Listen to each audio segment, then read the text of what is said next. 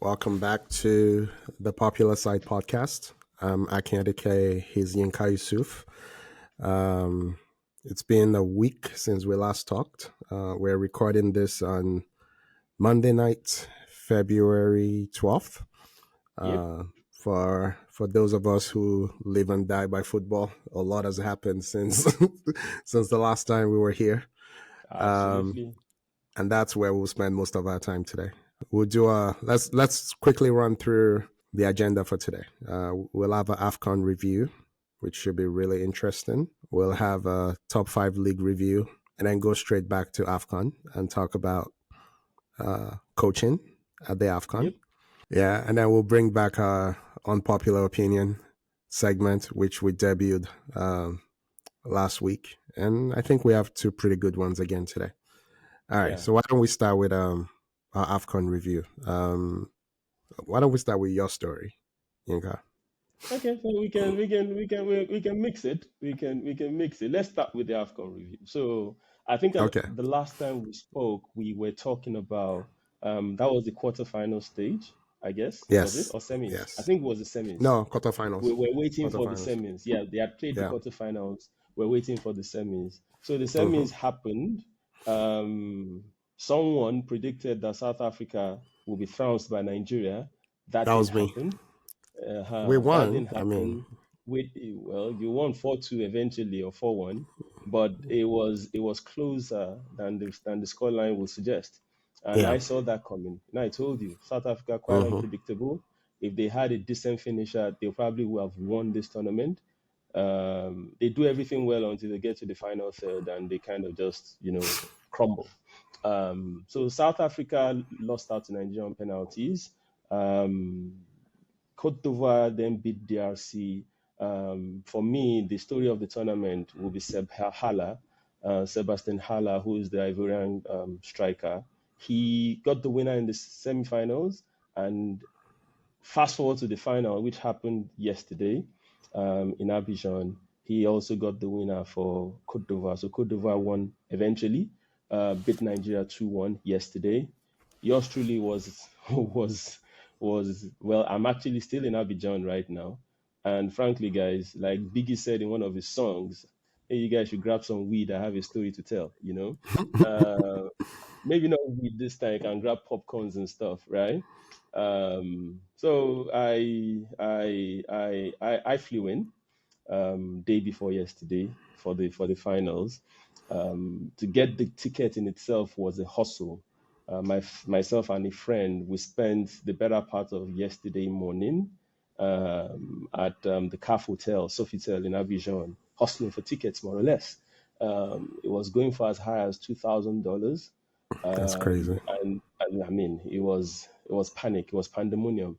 The lobby at Sofitel in Abidjan looked like a marketplace, right? I saw quite a number of people. Saw JJ, Daniel Amakachi, Oh wow. Jibril Cisse, Amaju Pinnick, uh, former Arsenal chairman David Dean. He was there. So ultimately, we eventually got tickets, complimentary tickets. So we set out to go to the stadium around, I think, around 3 o'clock or thereabout after the Arsenal game yesterday. The trip to the stadium was a nightmare. The express road that led straight to the stadium, because the stadiums is in the outskirts of Abidjan. The express road was blocked, was Wow. only allowed for dignitaries, right? So we had to go through the old route, very, very windy.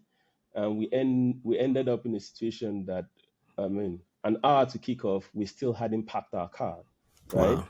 So I completely missed the closing ceremonies and stuff, you know. And so we eventually got to the stadium. And much to my surprise, I got to the turnstile and it was unmanned. There was nobody there. We didn't scan any tickets. Nothing. Wow. Nothing. Absolutely nothing. So my friend tapped me and was like, "We were supposed to scan our tickets there." I'm like, "Nah, it's not possible. There should be somewhere ahead that will scan tickets." And surprisingly, we got to the stadium and it was jam packed with Ivorians. Anybody that could get to the stadium ended up in the stadium. irrespective of whether you had a ticket or not. Hmm. The tickets I got were for 4 seats, side by side. We got there were Ivorians on my seat. There were Ivorians on our seat. And we told them, sorry, this is my ticket. Where's yours? Let's see who owns the seat. And surprisingly, the people, the Ivorians around us, stood up and said, there's nothing you guys can do. You're not going to move this young lady. Because the lady, the person in my seat was a young lady. And I'm like, I flew all the way from Lagos to watch this final. What do you mean? I need to watch the game. People were sat on the pathways, on the staircase in the stadium. The whole section that I was supposed to be for Nigerians. The whole section Wow. ultimately was filled with, the whole stadium was like a sea of orange. Just see pockets, dots of green here and there. So in terms of security, if I had a gun on me, I could have gotten a gun into that stadium easily. That's Because crazy. I was not checked. Nobody checked me. There was nobody at the turnstiles. Nobody. Wow. Nobody. For a CAF final, that is disastrous.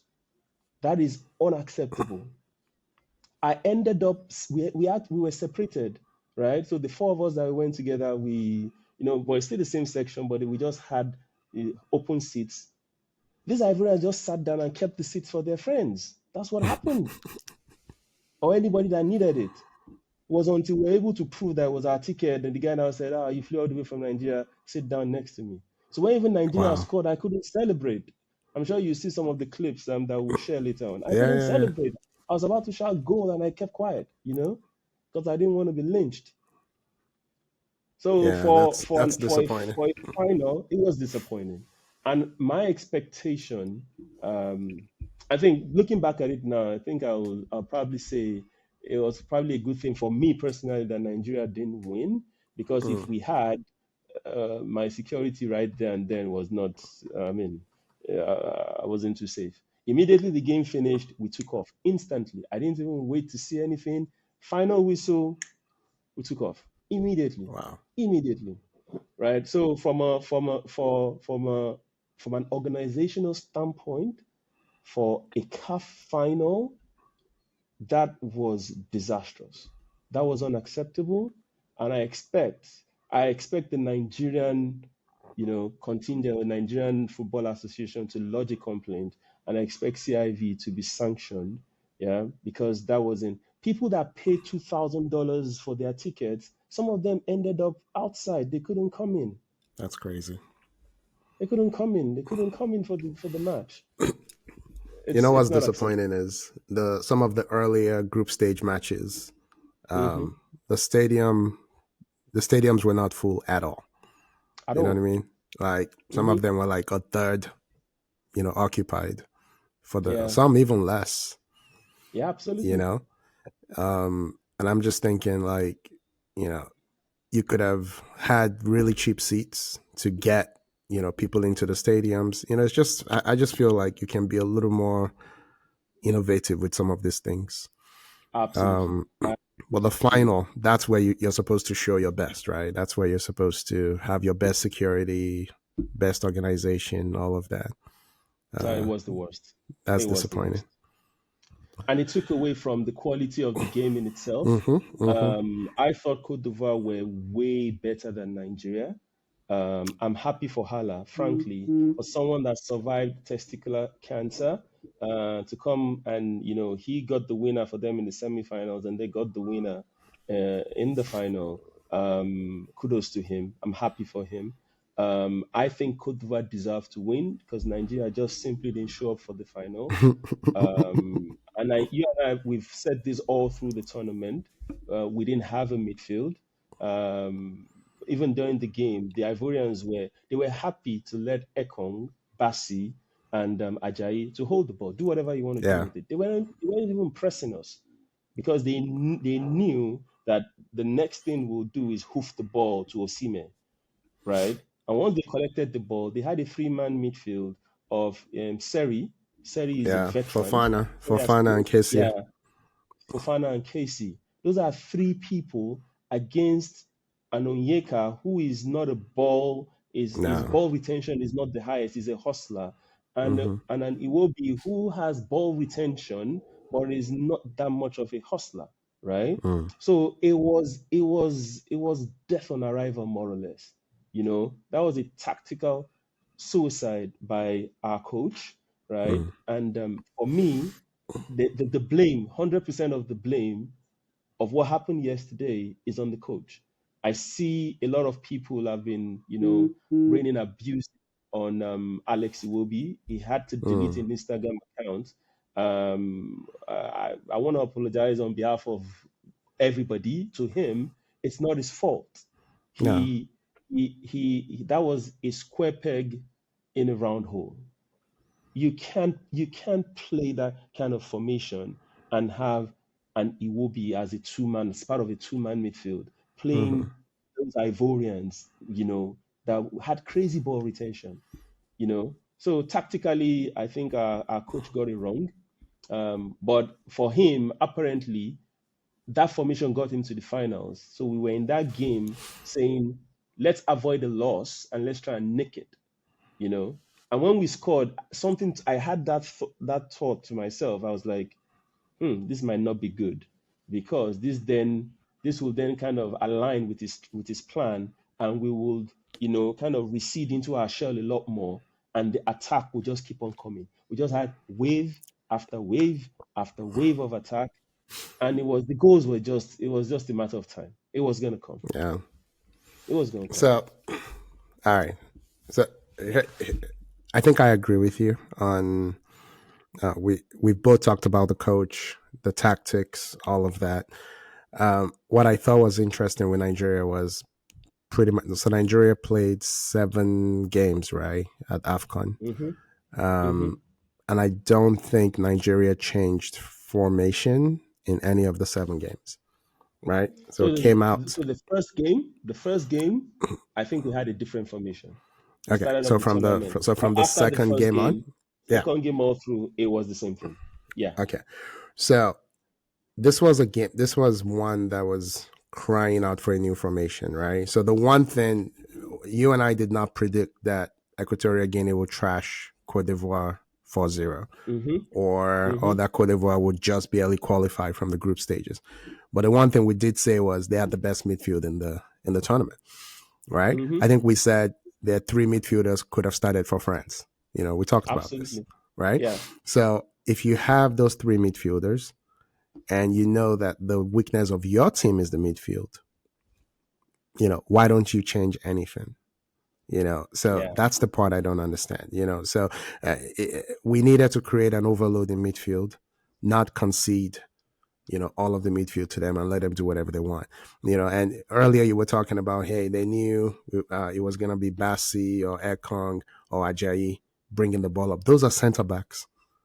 you know Absolutely. like why are center backs bringing the ball up in 2024, and then hoofing it up to a striker who is not scoring goals. Yeah.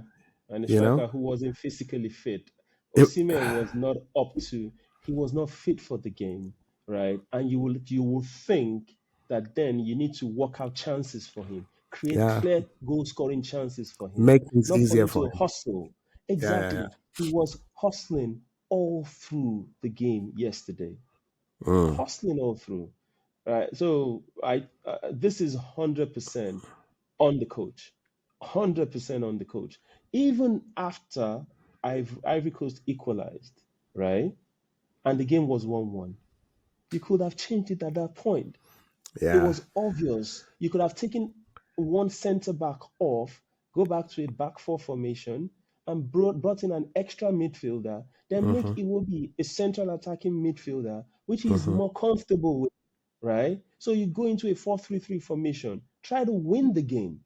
It was like we're waiting for penalty shootouts, or we're waiting to just manage ourselves to get to, the penalty shootouts and probably Yeah. nick it that way. No, And I, that I is think we not, have. I think we had a plan for winning the game 1-0, but I don't think we had a plan for game going to if they, 1-1. yeah, yeah, Yeah, game going to I one agree. one. What happens after? And the What crazy happens part after? is Cote d'Ivoire. All they did was score late goals all tournament. Right? They scored Yep. late goals. So Mm-hmm. everyone knew was coming, and yet we had no plan for it. You know, it was very humbling. It was Yeah, hard to yeah, watch. it was hard to watch. Yeah, But Ekong eventually got player of the tournament, I I guess. thought it was well Um, deserved. I thought it was well I thought it was deserved. well deserved. Yeah, He led very well. He was matured, yeah, and I mean, I understand Saudi clubs are after him right now. yeah, I'm yep. happy for him. He's tried for Nigeria. I'm happy for him. I'm actually quite sad about the Iwobi backlash and stuff. And it's not his fault whatsoever. Don't get me wrong. He had a poor tournament, but he wasn't his fault. I think he had a Yeah. poor last two games, maybe two and a half. I didn't think it was bad in the group stages. I didn't think it was bad. Look, that's why you bring 23 players to the tournament. You don't have to play the same guy all 7 games. You know what I Yeah. mean? Yeah. So Yeah. the coach has to be responsive to some of these things as well. And this is not the first time there will be backlash against Iwobi. Remember the last Afcon against Yeah, that he Tunisia? had the red card when he He came came on. Yeah. in, had a bad tackle, red card. Mm-hmm. I thought that Yeah. was unfair too, but It was. it is what it is. He's a It strong is. boy. He'll be okay. He'll be okay. He'll be All right. okay. So But I shall we hope, wrap? I hope, I hope this doesn't then deter other guys that we're trying to lure into the national team. You're I going hope after not. Iberichi Eze. You're going after Olise. You're going Yeah. after Madweke. You're going after so many other players. And when they see that, they'll be like, is this how you're going to be treating your people? Right? That's fair. Although if they played for England, we know exactly how that's gonna work. How that's gonna work out for them when they miss a Yeah. penalty kick. Yeah, they So can ask. They can ask the black boys in yeah. England. Yeah. Anyway, Okay.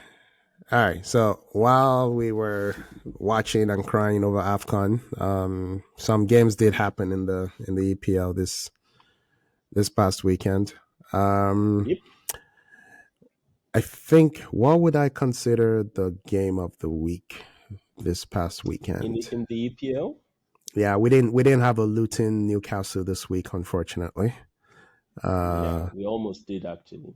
But yeah, yeah. Which Newcastle one's that? Newcastle won a five. They won a 5 goal thriller again at There's Forest. another one. Yeah, they keep doing this. And we almost they keep doing it. Um, and that game could have been 10-10 actually. The Nottingham Forest Newcastle game. Yeah, It was a replica of Luton. It was just that the goals were not, we didn't get a 4-4. We got a 3-2 yeah. at the end of. What do we think is going to happen to Newcastle? So they've gone from, hey, they're definitely going to break into the top four, maybe even challenge for the title this season, to now everyone's assumed they're going to finish behind Spurs and Villa. I think Newcastle will probably end up the season where they are right now. I Mm, don't think they're even going to make Europa, which is wow. which is which is disastrous as it is. Mm, I think they're like probably five. I can check the table, but they're quite far off from whoever is sitting in the fifth position right now. let's So see. Newcastle, it's not a good look for them at all at the moment. Yeah. What do you think is So the problem? Newcastle are 10 points behind Aston Villa. Ouch. It's Yep, that I bad. see. It's that bad. And Yeah, see, five the behind problem Man U. exactly. The Mm, problem is it has to be gradual. You can have, mm, and it can be an abrupt success or an instant. When the money came into Man City, it took a while. yeah, Man City at the era where they only had Robinho. Robinho was their only messiah. Then the team kept on evolving into the juggernaut that they are today. yeah, You yeah. know, so Newcastle need to crawl before they walk. And FFP wasn't there when City came in. Yeah, on Now that paper it was, but nobody was paying it attention. It was there on absolutely. paper. Yeah, But now that Everton got docked 10 points, everybody look at the transfer window in January. It was silent. People yeah. people stood pat. People didn't make moves. You know. So Newcastle, yeah, they'll be fine, but they just need to slow. They need to take it easy a bit, but they'll be fine. Yeah. There It'll was be fun. a big whooping in London on Sunday. Yeah. Do we Maybe I want should to talk stop about watching that? Arsenal games. Maybe I should stop watching Arsenal games because I was busy ticket hunting. Um, so So you I didn't missed even see you the missed game. it.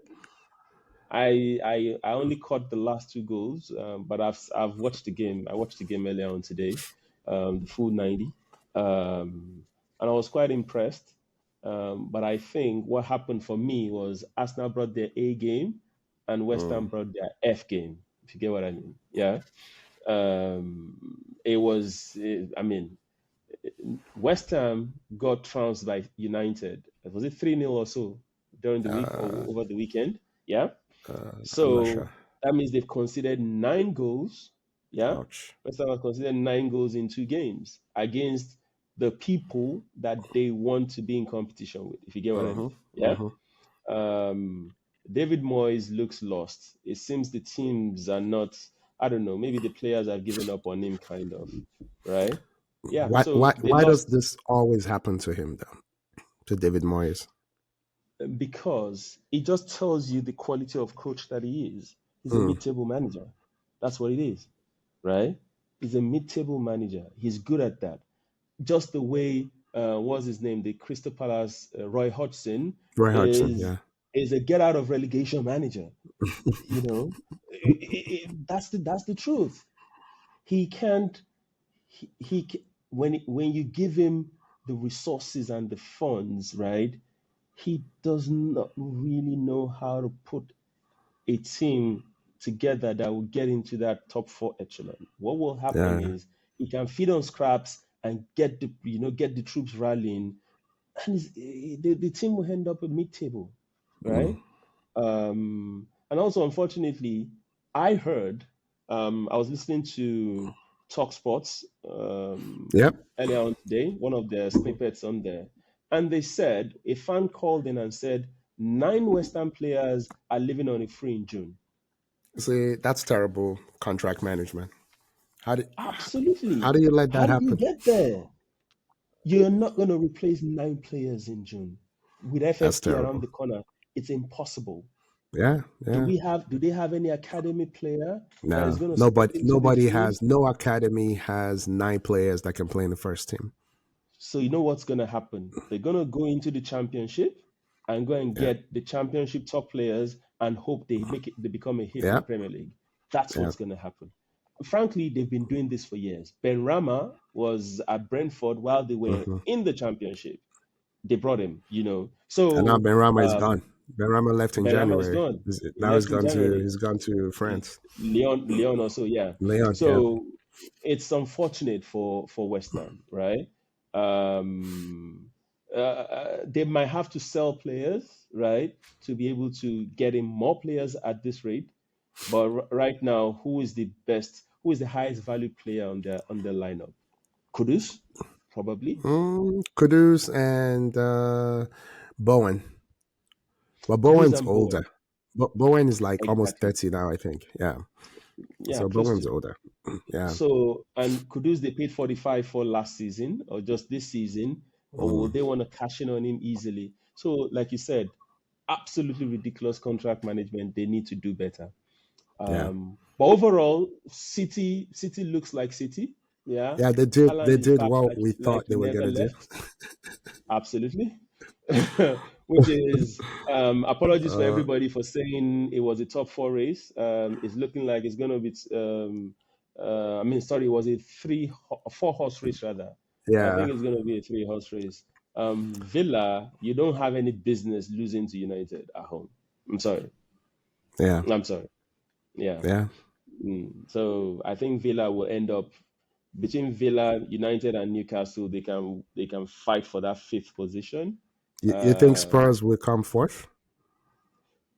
I actually think so. You know why? Ugh, You know why?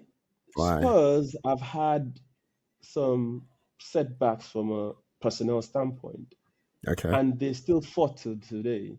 So if Ah, Madison is back, if Son is back, yeah. Richarlison is Son's back firing. now. Son came in the last game. He's back from the Absolutely. Asian Cup or whatever. Yeah. I give it to them. They recruited well in terms of goalkeeper replacement. I like their Hmm. new goalkeeper. And there's this young Dutch guy they got from the German league. I keep forgetting his name. I know who you're talking That about. I don't guy, remember his name either. that guy has been a revelation. Yeah, that guy has been a revelation. I'm trying to get his name. Van de Ven, Mickey Van de Hmm. Ven, right? Dutch player, fantastic player. Love him.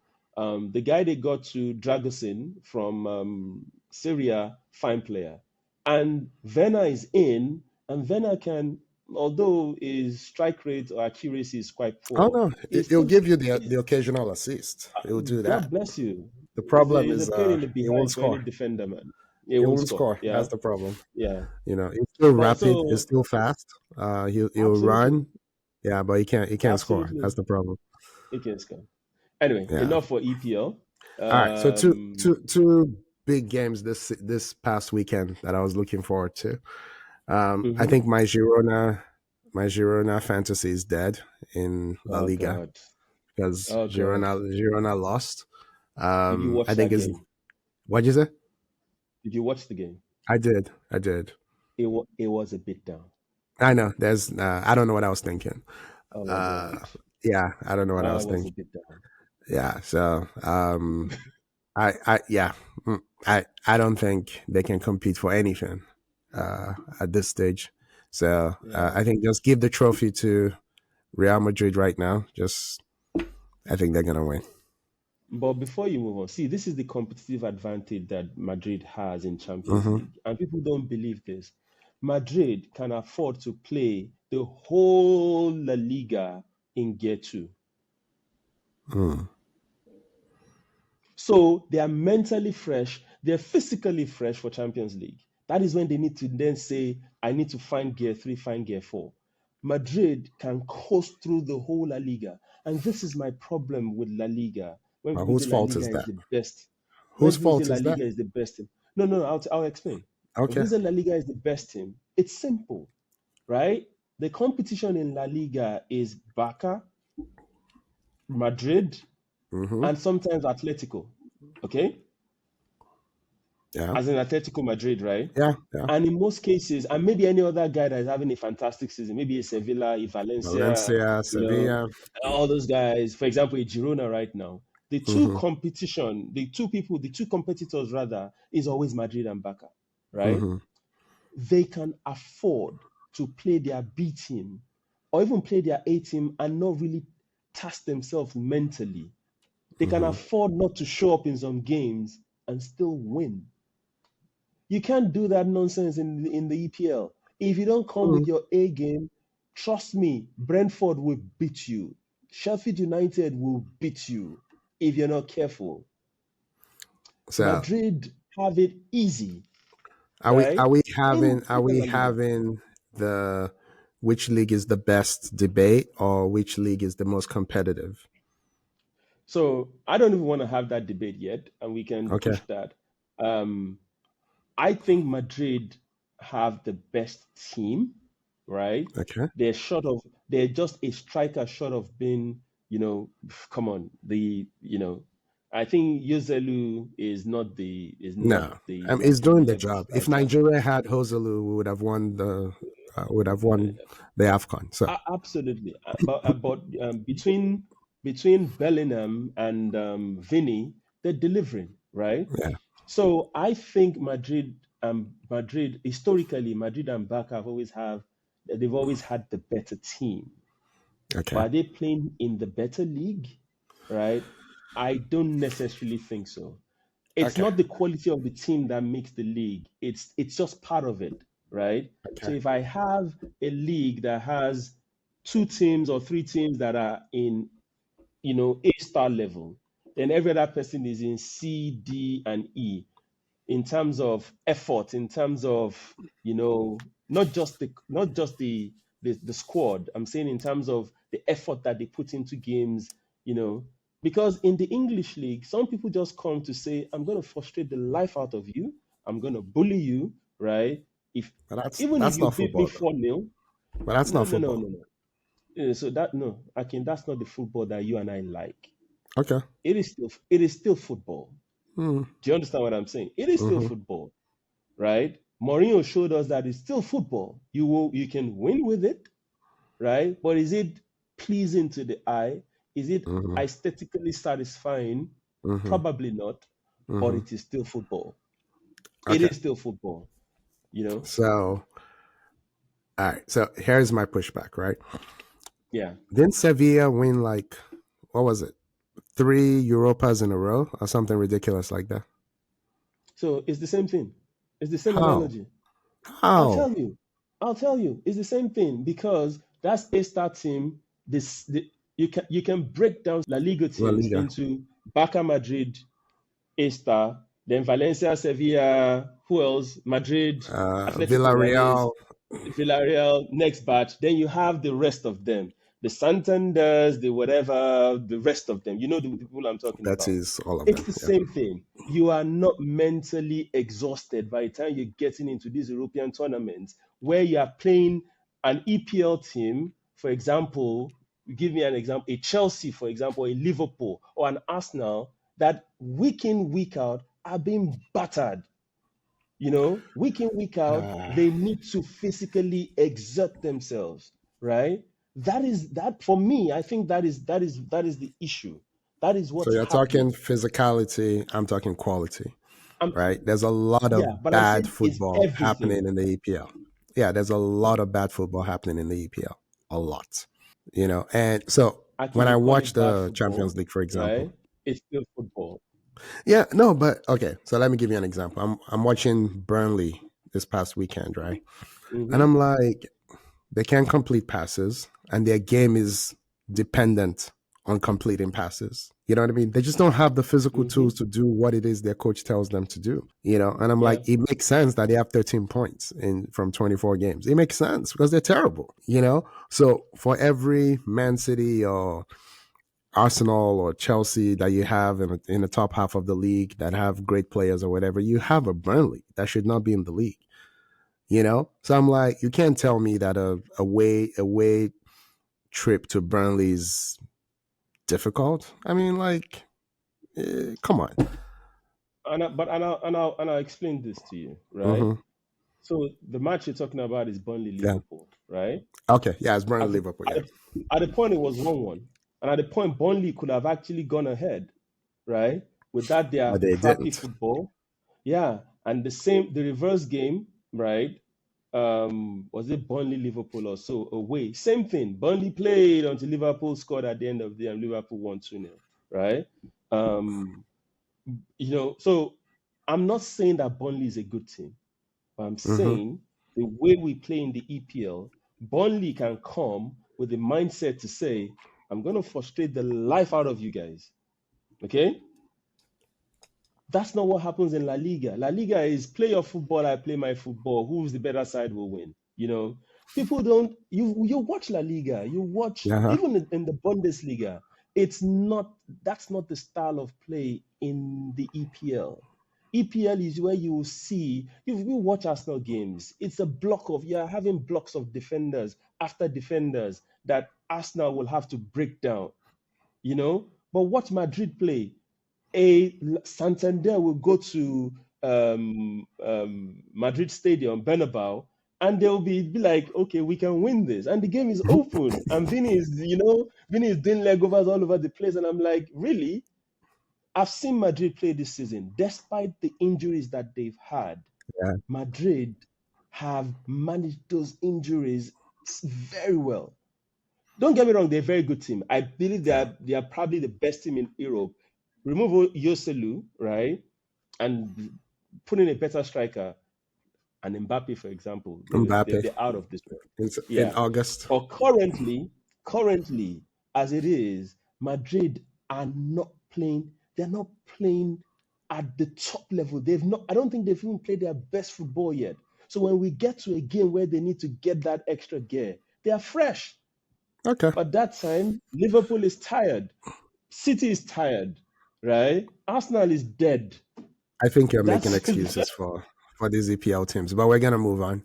All right. yeah, Another we're big going to game move on. happened Anyway, this past weekend that I was really looking forward to. Bayer Leverkusen against Bayern Munich. Why did I love this game? Because Bayern Munich thought they, you know what I'm gonna say, because Bayern Munich Yeah. thought they could win the league by getting two players from Spurs, and Yep. that's what you get. When you sign Spurs players, you lose 3-0 to your rivals. Your thoughts? The Spurs curse, Yeah, Kane, rightly named, has brought the Spurs curse to Bayern there you Munich. go. He's going to be the top scorer, right? No doubt about that. But he'll still not win a championship. Hmm. It's just. Did you It's watch the amazing, game? really. I love it. I love seeing this happen. I think they lost me when they signed Eric Dyer. Okay, for people watching, I don't know if you understand how terrible this Eric Dyer signing was. So this is a guy who cannot defend, a defender who cannot defend. He might be the least athletic defender in modern football, right? It was so bad. The current coach of Spurs, when they asked him, "Hey, you had a defender, he just did his ACL. Does this mean Eric Dyer will play?" It's like, no, hell no. That's what his coach said. Coach was like, "I don't care who tore their ACL. Eric Dyer would not be playing on my team." And then Bayern Munich was like, "That's the guy I want." So I'm like, that's why you lose 3-0 to Bayer Leverkusen. Very, very, very, very good point. I now know what even makes it worse. Bayern Munich was interested in Dragusin that Spurs Oh got yeah, from. but yeah, he said no. So then Bayern Munich was now like, so who are you pushing out the Spurs? Eric Dyer. Okay, we get Dyer. We get down. Yeah, yeah. No, no. First, the guy chose Spurs over Bayern, which is, and Yep. I think Bayern were offering more money, Mm-hmm. and he still said no. I'm going to go to Spurs, which I, I don't know what's going on with that. And Any player then that picks Spurs ahead of Bayern. I don't Anyway, get it. anyway. I don't get it. Okay. But the Did game anything itself, happen in actually, Italy that we need to talk about? no, no. Before we move on to Italy, the Okay. game itself, Mm. Leverkusen Bayern was a smackdown. It was a. They were so dominant. Harry Kane had probably 10 touches or 15 touches through the Wow. whole game. Leverkusen were so dominant. Your player that you so much hate, right? Shaka. Granted, Xhaka was looking like prime Redondo in that midfield. It was a smackdown. It wasn't. They beat Bayern. This, I mean, the scoreline did not reflect how dominant No, no, Leverkusen were. it flattered Bayern actually. It It was flattered shocking to Bayern. watch. It was shocking It to flattered watch. Bayern. Yeah, So Leverkusen are about to do something that even your Wenger didn't do. They still remain unbeaten in all competition yeah, as of today. yeah.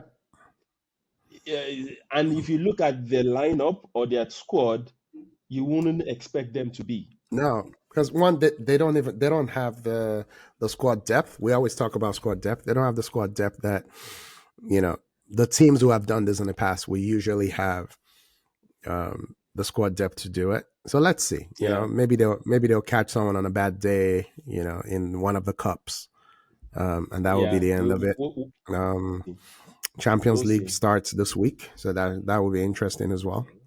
Um, Yeah, it will be. It will okay. be. So League One, right? I think we should Yeah. just stop talking about League One at Yeah. this There's no point. point until Mbappe leaves and it becomes a real competition Yeah. again. Um, So pardon us, guys. We'll skip League One henceforth. They're 11 points clear. yeah. I don't think anything is going to happen. Syria, Inter beat Roma, and they're now 7 points clear. Juve had the opportunity to catch up with them today. They lost at home to I can't remember, was it Empoli or so? I can't remember who they played this evening. They lost at home, so I guess it's curtains in Syria also. I don't Yeah. see them catching up with Well, I Inter got this one week. thing right at least. So Yeah, you yeah, I'll know, give you that. I'll give you that. yeah. I'll I'll give take you that. that. I'll take that. I'll take that. I'll give you that. Okay. So that Anyway, wraps up our top five league review. All right. hmm So there's one thing we've been wanting to talk about. We've had this yeah, conversation, with each other and with other people for a very long time. So let me introduce it, and then you jump in at any time. okay. And this actually also segues to my unpopular opinion, right? So I'll Both set it up as are unpopular opinions. oh It's oh almost the same thing. oh yeah, that's true. That's true. Yeah, Yeah. we're united this week. Okay, so the topic actually says, should we stop hiring foreign coaches, right? Mm-hmm. And then your unpopular opinion was Pesero should be fired, Yep. and my unpopular opinion was or is coaching should be like playing, right? So if you're not from the country, you shouldn't be able to coach the country. And if you've coached one country, you can switch, or maybe you grant like a one-time amnesty when you have a new rule where, hey, you can switch one time and that's it. All right. So where do you want to start from? You want to start from the top, stop hiring foreign coaches, Yeah. or Yeah. go straight to the unpopular opinion? No, I'll start from the top, right? Okay. So, um, let's use Afcon as the case study. Yeah. Okay. So we've had 34 tournaments since 1957. Yeah. Mm-hmm. 16 of those were won by foreign coaches. That is less than 50%, if my math is correct. Yeah. Mm-hmm. That's like 40 something percent, right? 16 of Mm-hmm. those tournaments. Yeah. Eight of those tournaments, eight out of the 16, half of that are West African countries. So there seems to be a craze within the West African region with foreign coaches, right? Yeah. So Egypt is the most successful. I mean, I think they won Eight, they had seven. 7 wins. Seven, I think they've had seven, Yeah. right? And I think five out of those seven were won by indigenous coaches. Okay? Yeah. Ghana had 4 wins. All their 4 wins are with indigenous coaches. All their four wins were before 1982, before and including 1982. But we're gonna But move on. all indigenous coaches. Mm-hmm. Cameroon has 5 wins, or all of them are with foreign coaches. Okay. Mm. So talking about our country, Nigeria has won it 3 times, two with foreign coaches. Although I think we can call Westerhoff a Nigerian. He It's did still more for foreign. It's Nigerian still foreign. football, right, than even Westerhoff didn't win though. Or did they win in '94? That was him in '94. he really invested in the Nigerian team. Yeah. So in this tournament that just finished, 10 coaches out of the 24 in this tournament, right, had foreign coaches. So if you look at all these stats, frankly, there is no conclusive evidence to support the fact that African countries keep getting or keep hunting European coaches or keep going after European coaches. Yeah. There is no concrete evidence to back it up. Because I had to double check this to say, is it that the stats will favor foreign coaches win more? No, it doesn't. And apart from Clemens Westerhoff, I'm not, maybe I'm going a bit far here, but you get what I'm saying. Westerhoff Yeah. was the only guy that really came here and really, really invested in Nigerian football. His time, his commitment. Westerhoff built the Kwara State Football Academy, for example. Mm-hmm. Right? So for me, there is no obvious benefit to this. There's no obvious benefit. It would even make more sense if the foreign coaches that you're inviting are people that you and I know. I'd never heard of Pesero before until he was appointed Super Eagles coach. I went through the list of all the coaches. I don't know these guys. We don't know them. They are not renowned people. And why is the opposite not happening? Why is England not waking up tomorrow and say, oh, it's Emmanuel Amunike that will be our next manager? So I believe after Westerhoff, going back to Nigeria, the best coach we've had has been Stephen Keshi. And why? Because Stephen Keshi, right, knows Nigerian football. Mm-hmm.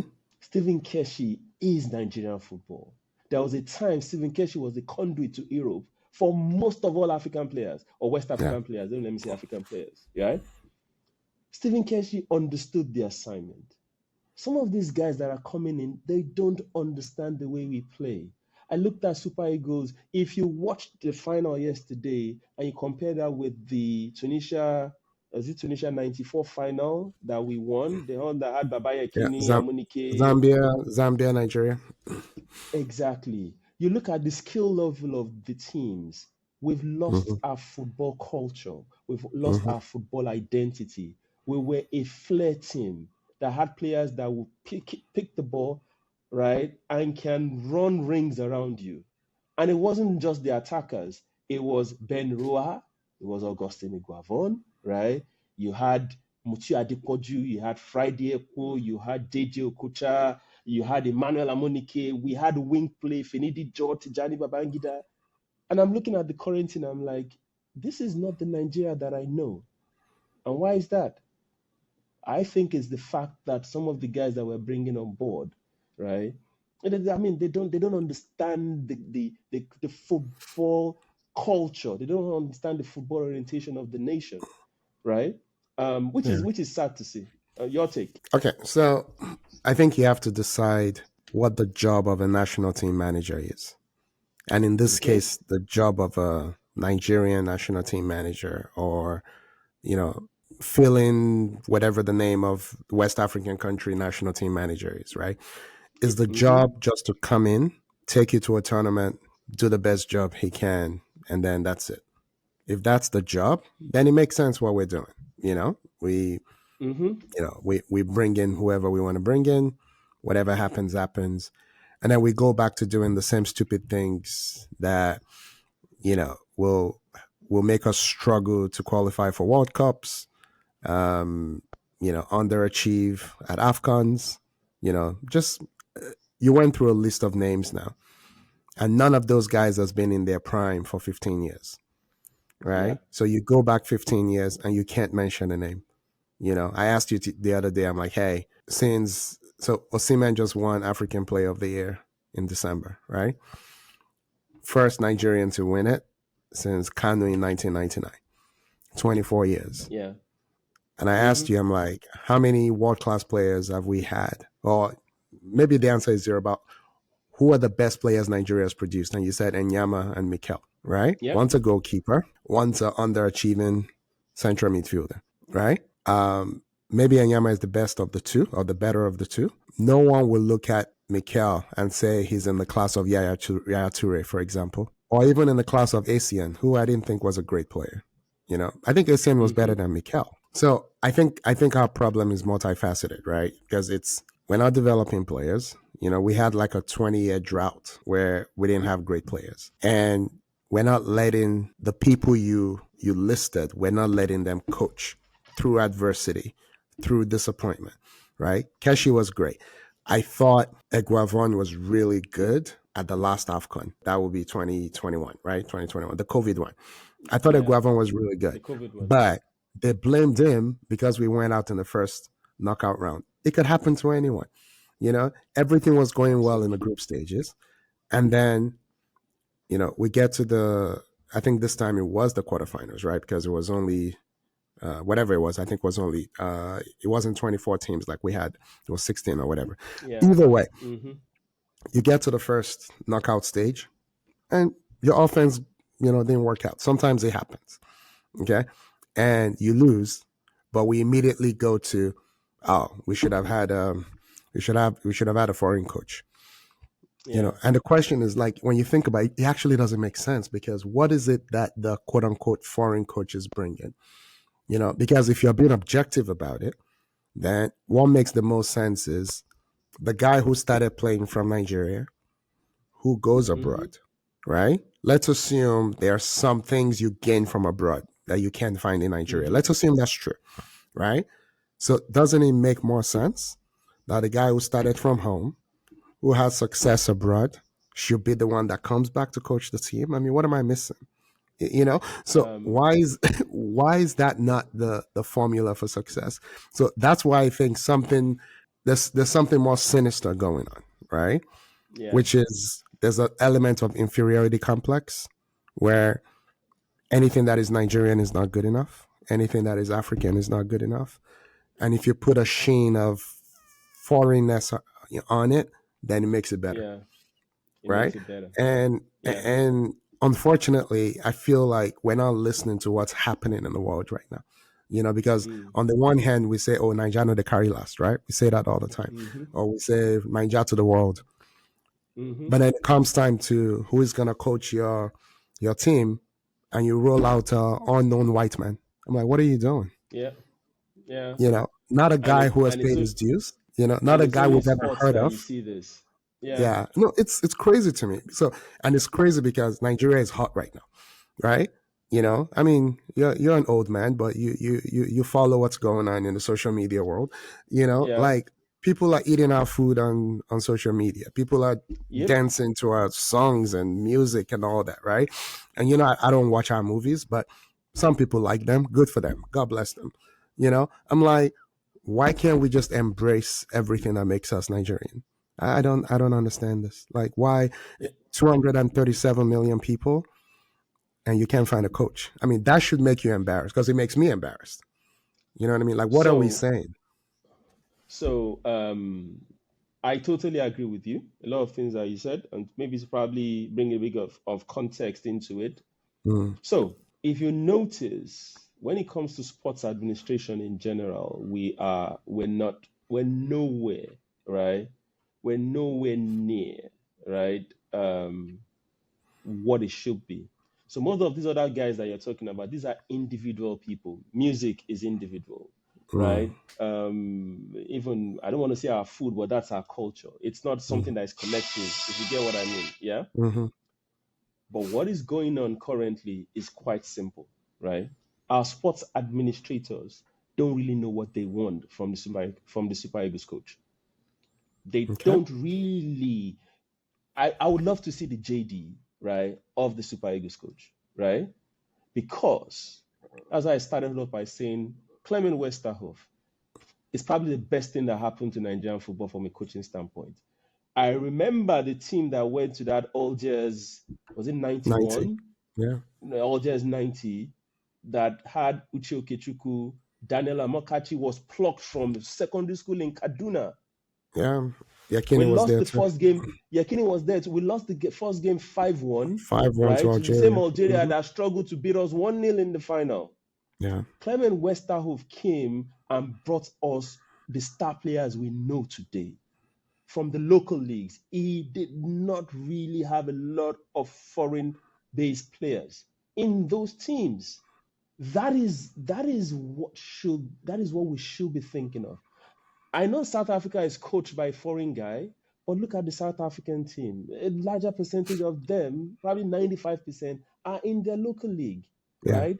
So if the objective is for you to develop the game in Nigeria, right, then you're not doing it the right way.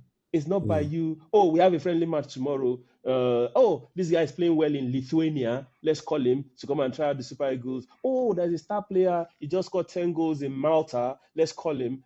That is not how it should be. Keshi, then he brought Sunday Umba from local league. Sunday Umba yeah. ended up scoring the final game in the final game Yeah. of the winner for Nigeria, right? These are the kind of people. Keshi didn't care whether you're a pro or anything. If you're coming into this game, you play and you put your heart out. And Keshi understood that Nigeria is a flair country, right? Mm-hmm. We Mm-hmm. play that game. We were beating people 4-0, 3-0 in quarters in group stages. Remember, Yeah. Yeah. Emenike wasn't a star player in Europe. Emenike was playing in where was he then, Turkey or so. But Emenike, he Uh, was skillful and strong. yeah, it was in Turkey. And frankly, MNK was probably not better than Osimhen. Absolutely, Probably not. Yeah, but it was way more absolutely. productive But for Nigeria. But the Yeah, midfield, the attack, we had Brown Ideye, we had Emenike. These were not yeah, star players. They're not bigger than Brown wasn't. Ideye is not bigger than Lukman. Is not bigger than no, Chukwueze. But Keshi knew we have a footballing identity. Ahmed Musa, for all everybody says about him, he had a fantastic tournament. He was a nightmare for people in that tournament. no, We speedy. didn't have we didn't play that way this time. So it goes back to what we're saying. What do we really want the coach to do? What are we bringing him for? The fact that we don't have a running Super Eagles camp for the local players is a disgrace. I'm telling Yeah, you. And what we should then be looking for is who are the foreign based players that we can use to augment this local team that we have? Not the yeah. other way around. Not the other way around. Not we just plucking people out of. I've never heard of Alassane Yusuf until this tournament, right? And I watch a ton of football. I'm serious. He's a good player. This is not a stick, guys. This is not a stick on Alazan, right? And there's some players that made the team that I wondered, sorry, How? how? How? And we ended up going through the tournament without even seeing some people play, you know? So this fire brigade approach to our football management, it has to stop. And we keep insisting on getting a foreign coach. There are many arms of Nigeria that we need help. We might as well get foreign politicians, get a foreign Senate, get a foreign House of Rep, probably even consider a foreign president. Why are we not thinking of that? But when it comes to football, you need to bring in someone for it. I I just feel mean, like we need to have a little bit more pride, right? You know, so I don't know if you noticed though. You were in the stadium, so maybe you didn't notice. But mm, when the national anthem was playing, every single one of our players was singing the national anthem. For the Ivorians, it was about half of them because, like we talked about, mm, most of these kids are from France. yeah, You know what I mean? Most of these Ivorians. But what I thought was interesting was a lot of our kids didn't grow up in Nigeria, but they still they sang did. the national anthem word for word. Absolutely. I Word thought for that word. was interesting. So I'm like, if they're bringing that patriotism, why can't we as a collective bring the same patriotism and pride and be like, let's find the best Nigerian that can do the job? You know, why Yeah. does it have to be someone who doesn't know the culture, who doesn't know the people? Someone you can be proud of. Like, why would I be proud that a Portuguese man won us Afcon? I Silver. mean, Yeah. I don't understand. You But I know, think like if a the Nigerian problem, went to Portugal and won them a tournament, I wouldn't care. yeah, yeah, I agree with you. And the problem is institutional. I Yeah, say this at times, and people think I'm joking, right? Our MPFL, the best players in Nigeria don't play in our MPFL. I believe they play in the lower leagues. yeah, you did say that. I believe they play in the lower leagues, right? Because think of it, when the scouts come, they don't go to an MPFL. Most of the players in the MPFL, they are old already. They are old timers. The young players that are still malleable, that are still skillful, they are in the lower leagues. That is why you see a Sporting Lagos just gets into the main league and they are competing. They are up there. Yeah, You makes know, sense. it makes sense. So we need a complete reorientation. And I agree with you that inferiority complex needs to disappear.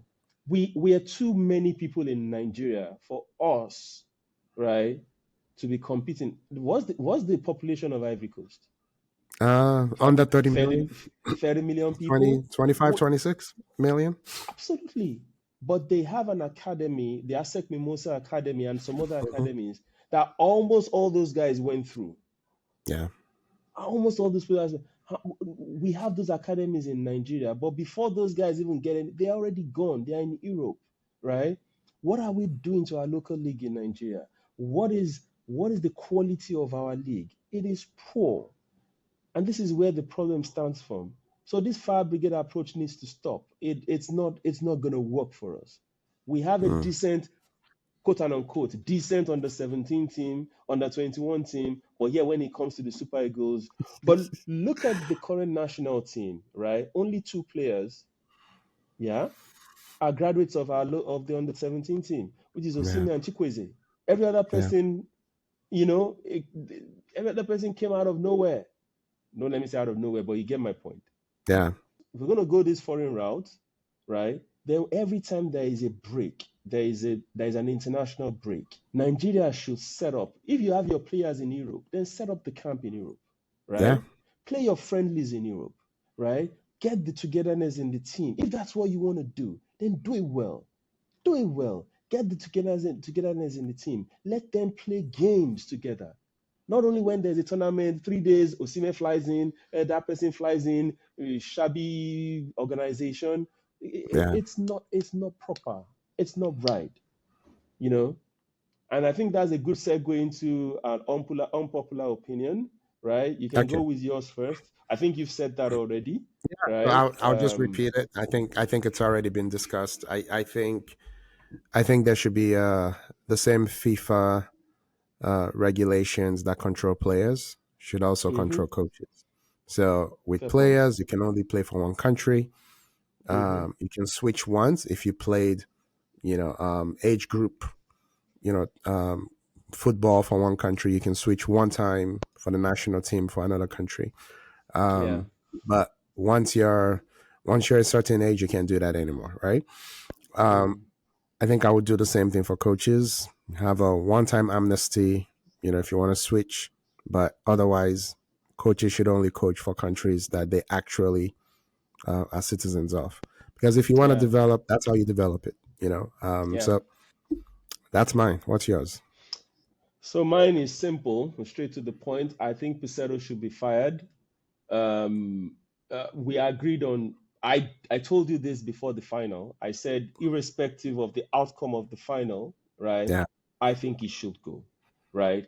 His tactics works well for tournament football, right? Qualifiers is not tournament football. You can't no, do this rubbish in the qualifiers, right? You're playing in Lagos. You're playing the back three in Lagos or in Abuja. That's why these guys come to town and we're struggling to beat them. That's why we can't put the ball in the back of the net no, because there is no offensive game plan. There's nothing. There's nothing. The backlash of Iwobi is getting right now is because he played him out of position, right? yeah. I sat down in the stadium yesterday and I was looking at our backline. Sebastian Haller did not press any of our center He didn't have backs to do for the whole anything. game. He was Like just chilling. he had two actions yesterday. One, it wasn't even that This close. the, It the was like, overhead kick yeah, the overhead kick. It was never, and then the other was the goal. That's all he and the had to do goal. yesterday. That's all he had to do yesterday. Right? Yeah. So why are we are Nigeria? We don't play that way. Mm. It's like come on. We don't play that way. And even the fullbacks you had, they were like on leashes, right? Did you see Olaino all through the first half at the other end of the pitch? No. All of a sudden they now scored, Yeah. right? And you then go, oh, we need to get an equalizer. Where was that from the get go? Those guys were there to be beaten. The CIV team is not that spectacular. I'm serious. So you and I have both agreed that it was probably our best player the whole tournament, right? Yep, I do. Yeah. He got cooked in the final. He did not have a good final. You want to know why? And his coach did nothing to help him. But please go ahead. God bless you. God bless you. You've said it. The coach did absolutely nothing to help you. He had an overload on that left side.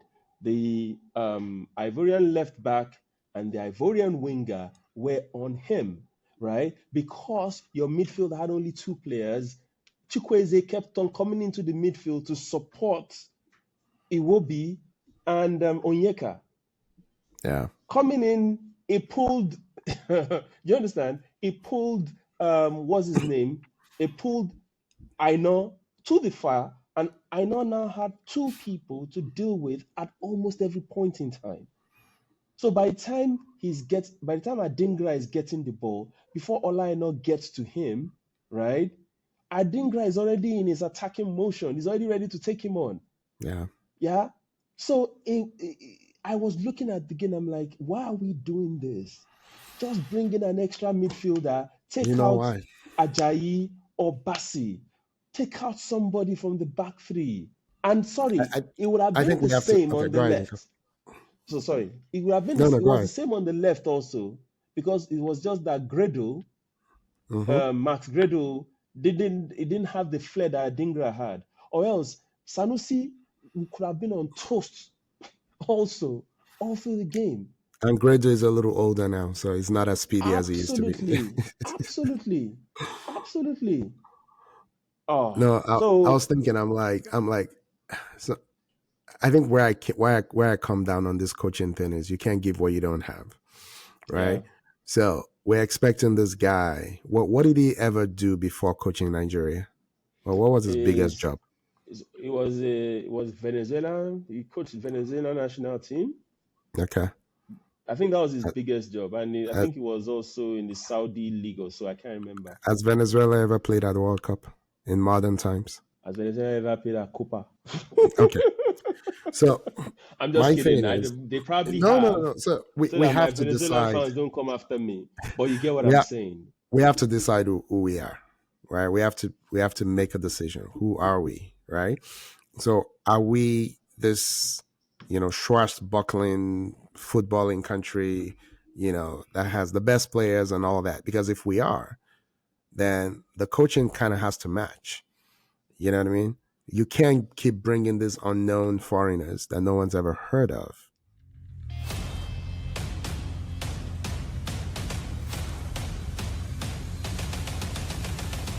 Super Bowl was yesterday. Yes. I I missed the large chunk of it because I was trying to get back from the stadium. Yeah, I watched all of it. And I've not. I need to watch it again.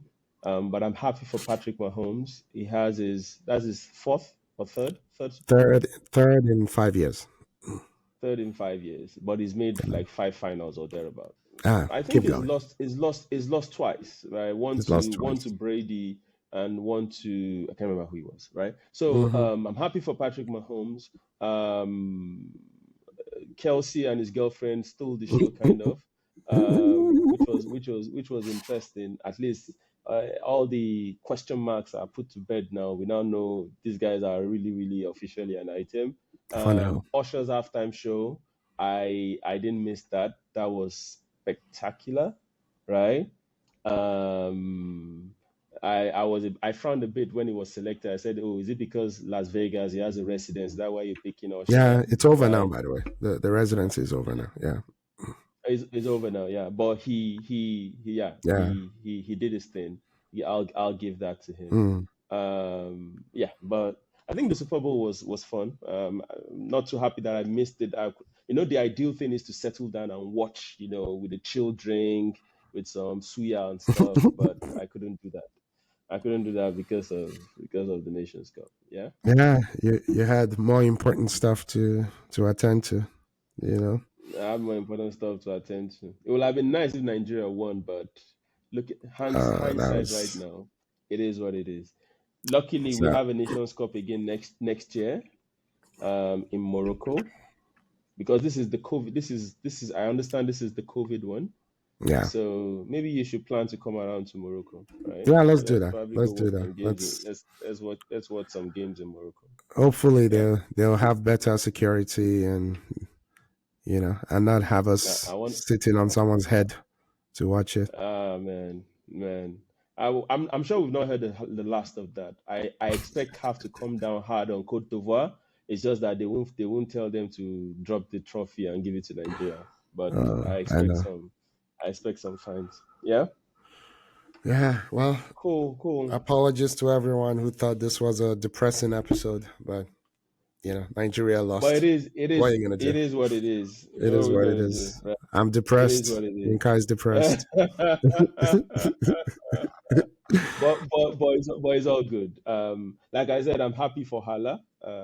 Yeah. Yeah, Um, I think for somebody, and I'm even happy for Cote d'Ivoire in general. Just to wrap up, we're yeah, talking about foreign coaches. They took out the foreign coach, right, and they brought in a local guy who understood, right, that I need wing play. I'm Ivorian. I'm African.